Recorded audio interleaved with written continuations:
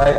Primary health care, community engagement, community participation, সাধারণ মানুষকে স্বাস্থ্য ব্যবস্থার মধ্যে নিয়ে আসা, স্কুলের ছাত্রদেরকে হাইজিন এন্ড হেলথ সম্পর্কে প্রশিক্ষণ দেওয়া, এই যে গণতন্ত্রায়ন, চিকিৎসার গণতন্ত্রায়ন, সেই কাজটিও কিন্তু শহীদ রাষ্ট্রপতি জিয়াউর রহমানের সময় থেকেই শুরু হয়েছে। সামনের দিনগুলোতে আজকের বাংলাদেশে আমাদের মাননীয় প্রধানমন্ত্রী জনাব তারেক রহমান স্বাস্থ্য খাতকে সর্বোচ্চ অগ্রাধিকার দিচ্ছে।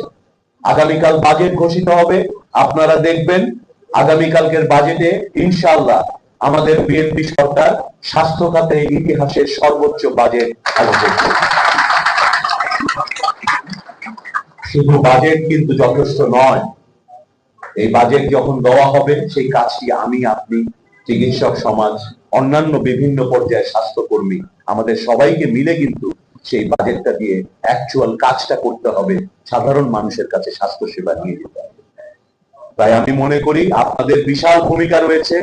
আমাদের সরকারের যে স্বাস্থ্য কর্মসূচি, যে সুস্বাস্থ্যের বাংলাদেশের স্বপ্ন আমরা দেখছি, যেখানে একদিকে আমরা সারা দেশের মানুষকে এই ই হেলথ কার্ডের মাধ্যমে একটা ডিজিটাল হেলথ সিস্টেমে যুক্ত করব।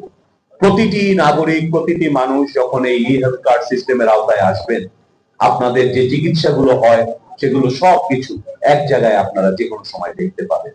একজন রোগী জানবেন তার রোগের কি চিকিৎসা দেওয়া হয়েছে, কয়টি ওষুধ দেওয়া হয়েছে, কতগুলো ইনভেস্টিগেশন দেওয়া হয়েছে, এবং সেই রেকর্ডটা থেকে যাবে। এতে যেটা হবে, সাধারণ মানুষের মাঝে মাঝে মাঝে ধারণা আছে তাদের কিছু কিছু অপ্রয়োজনীয় ওষুধ তাদেরকে পেতে হয়, অপ্রয়োজনীয় টেস্ট তাদের করতে হয়। যখন এই সিস্টেমে চলে আসবে, এটার মাত্রাটা অনেকাংশে দূর হয়ে যাবে।